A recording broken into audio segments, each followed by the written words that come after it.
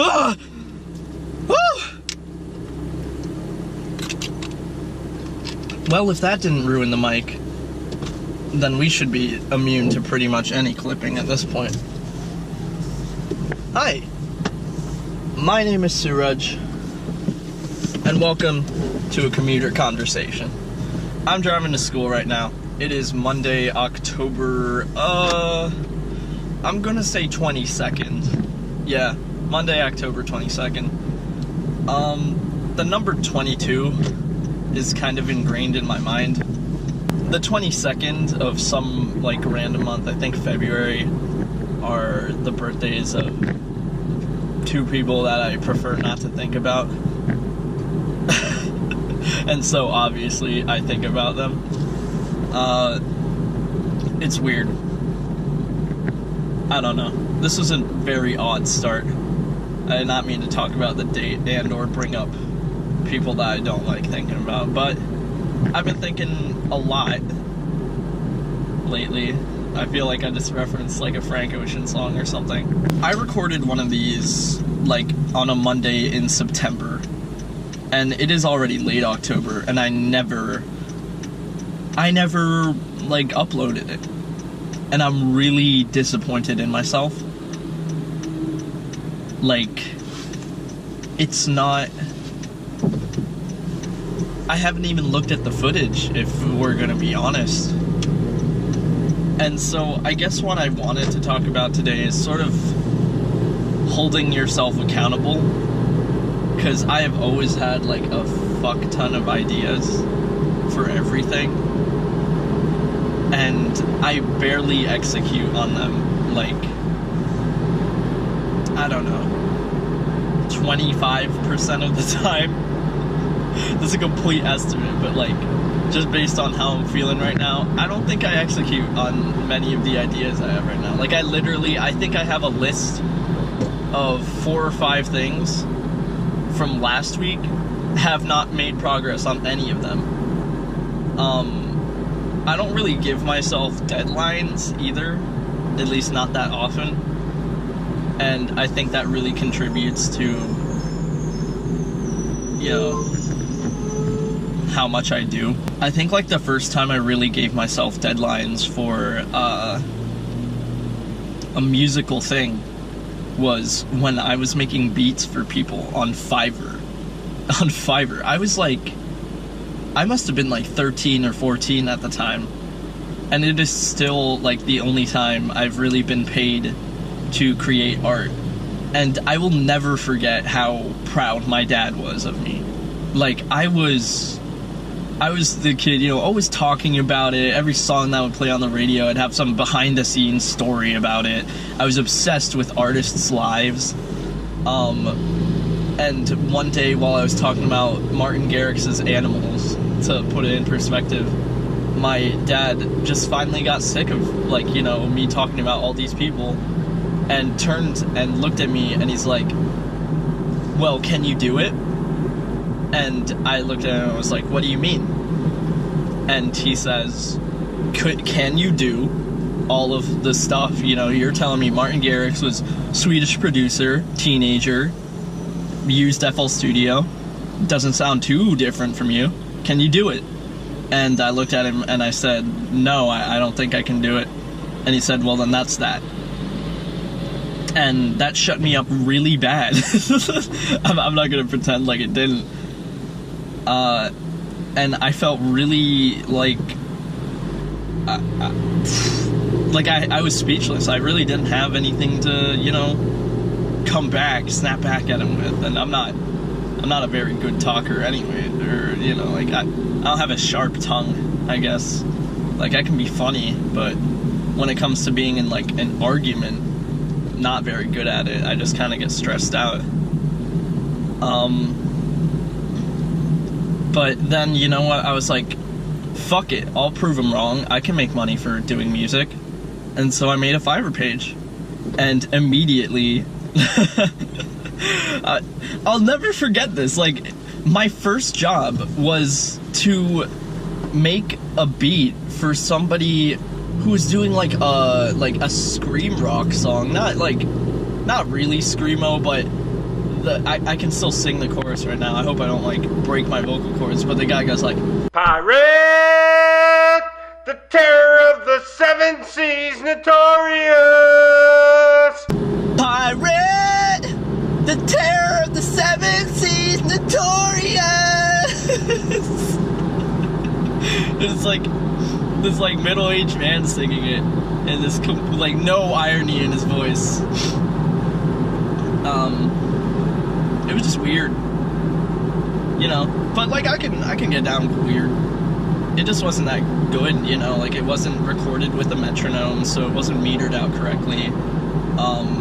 And I made this really shitty, like I mean like really shitty guitar beat for it.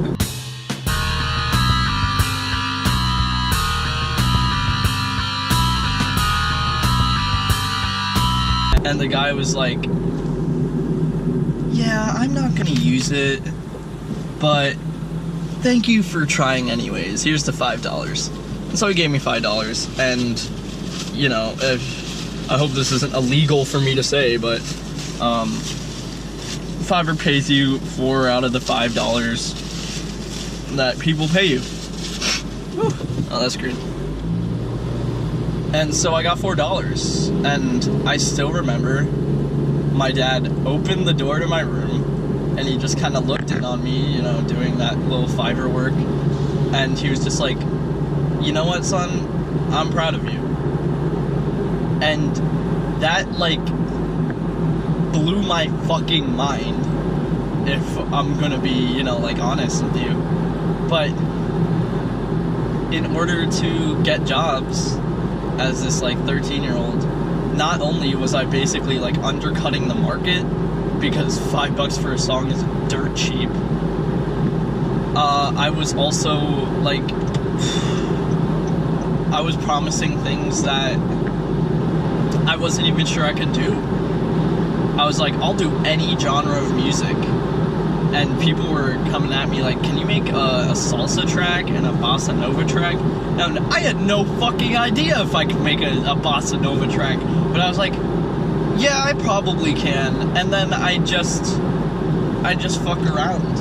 And I'd be like, I'd try to figure it out. And it wouldn't come out amazing. But, you know, people were mostly okay with it. And my work ethic wasn't, like, super strong, and this is still, like, I'm ashamed of this to this day. There was a guy who offered me, like, 8 songs. He was like, can you do, like, 8 different songs for me, all in different genres? And I was like, okay, I'll do it, because, you know, that's what you do. That was, like, $40. I used it to buy... I used it to buy Super Smash Brothers for the 3DS. That was the first thing I've ever bought with my own money that like I earned.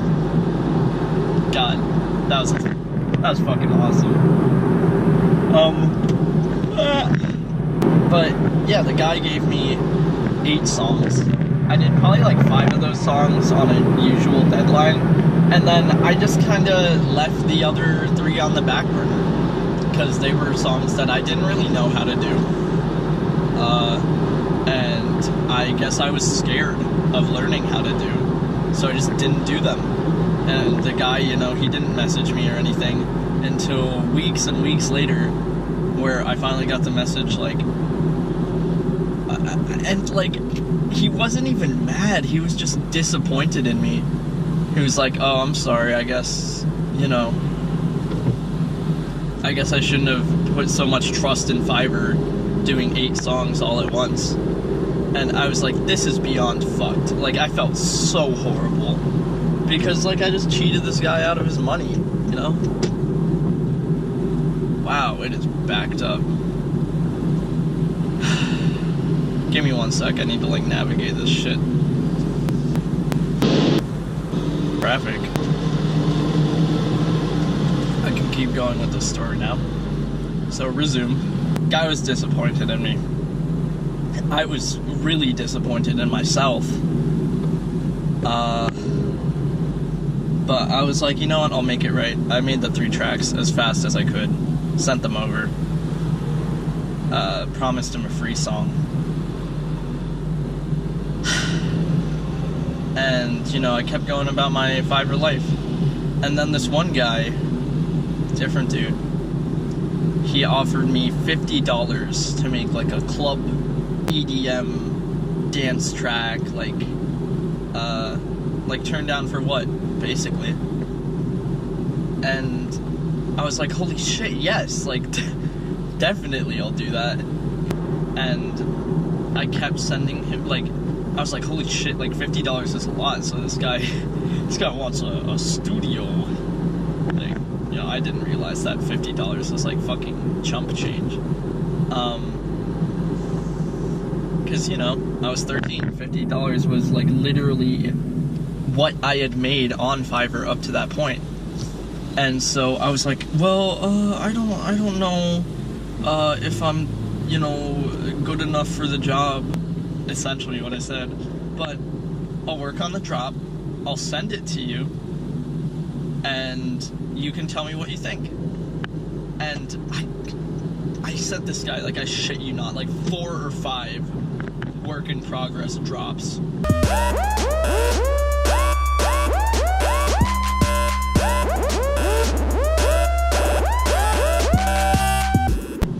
And all he kept telling me was, it needs to be more melodic. That's it. It like burned itself into my head. I was like, what the fuck do you mean it needs to be more melodic? And like, it stressed me out so much. Eventually I lost the $50 thing. I was like, you know what, I don't think, you know, we're gonna come to an agreement on this. But I really blamed myself.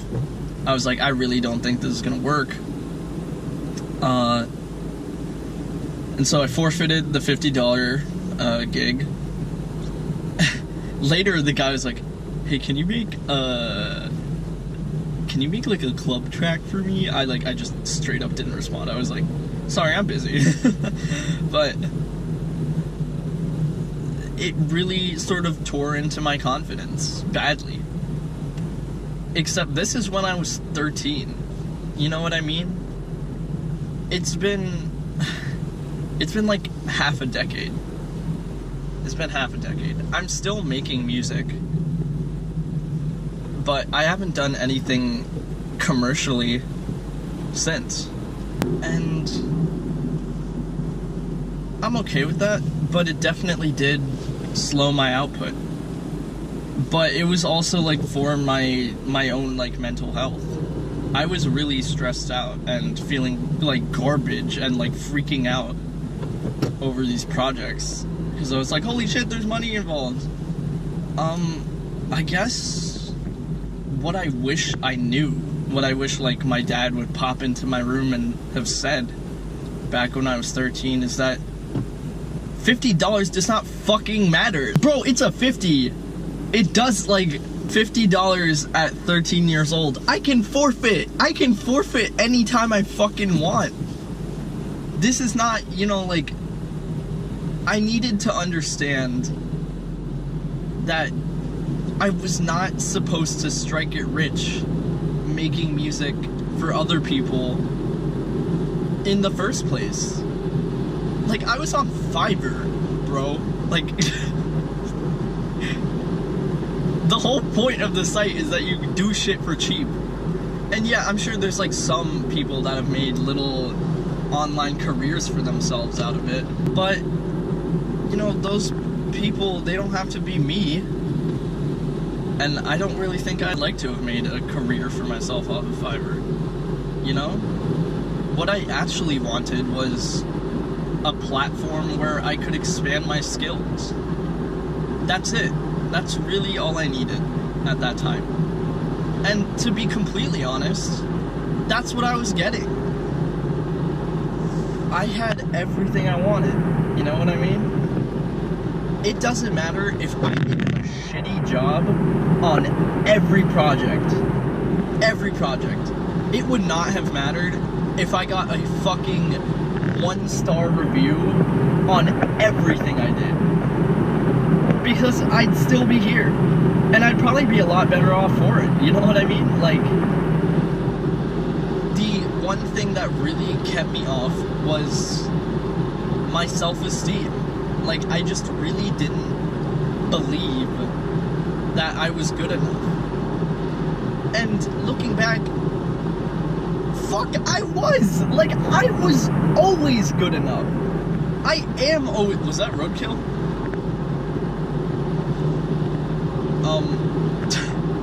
Looking back, I was always good enough, and I am good enough to do whatever the fuck I want to do. I have so many daydreams in my head. And the thing about daydreams is that when you imagine things perfectly for a long enough amount of time, it cements yourself in your head that it is the only way it can be. You know what I'm, like if you imagine the same shit again and again, or if you listen to, like, think of it this way, if you listen to the same song over and over and over again, and then you listen to a cover, then you're gonna be like, this cover is ass, let me go back to the original. You know what I mean? Because you're just so attached to the way things used to be. My dad did tell me one time when I was very little, I think I was 8, that if you want to move forward, the way you do it is by putting your first foot forward and then picking up your second foot and placing that one forward. And what I've always had trouble with is picking up my foot from behind. I have always been very attached to the past, whether that be mistakes, whether that be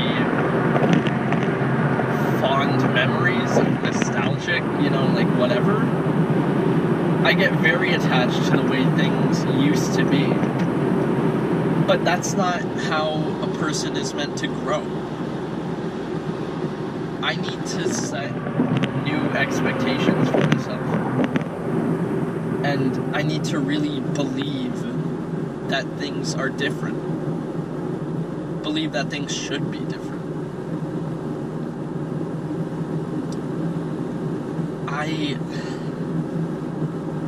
I need to start not being afraid of executing.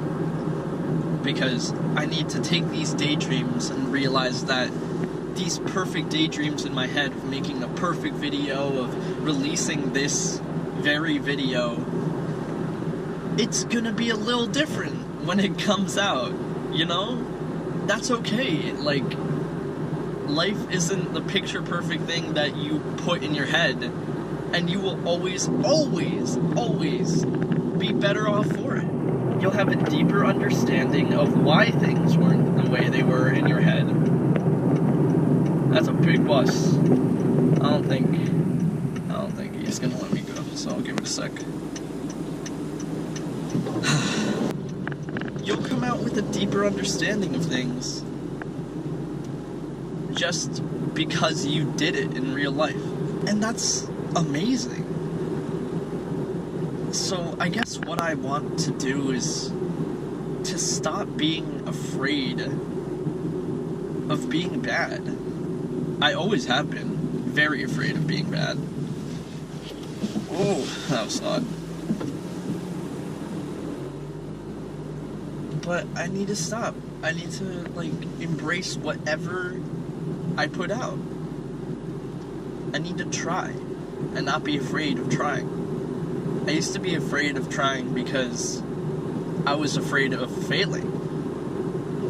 And I knew that if I tried something, there would probably be a lot more complications with it than I thought originally. And I was scared of that. I was scared that I would get frustrated and tired and give up. And so I would end up giving up before I even really gave it a shot. I was always scared of committing my time and ending up frustrated or literally anything else. But if I'm gonna go out there and do all the things that I wanted to do, then it's time for me to be better to myself. It's time for me to not be afraid of executing, and more importantly, to not be afraid of failing. Because, you know what, even if I fail, nothing's wrong. You know what I mean? If you make a mistake, that doesn't make you wrong. If you make a mistake, it means you can learn from it. And that's what I need to realize. So I'm gonna be better to myself. I'm gonna start executing on all of these things in my head. And when they translate from things in my head to things that are real, I think that's as perfect as it can get. Flaws and all. This has been a Commuter conversation. I have a few goodies in store for you. Bye.